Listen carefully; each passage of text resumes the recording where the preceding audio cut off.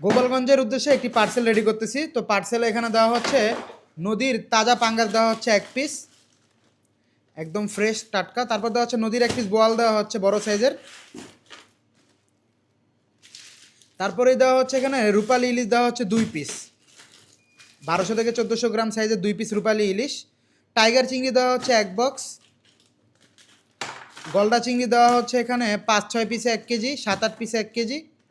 দেশি ট্যাংরা দেওয়া হচ্ছে 1 বক্স। তো এটার পাশাপাশি আমরা আরেকটি ককশিটে হাঁস, যেগুলো হাঁস আর মুরগি দিয়ে দিচ্ছি এখানে। তো দেশি মোরগ যাচ্ছে 5 পিস পিস। তাজা হাঁস দিয়ে দিচ্ছে 1 পিস।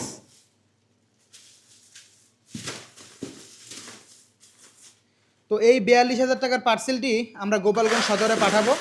তো ভাইয়া অর্ডার করেন পর্তুগাল থেকে। তো আপনিও চাইলে আপনাদের পরিবারের জন্য এরকম টাটকা ফ্রেশ মাছ নিতে পারেন মাছের হাট থেকে।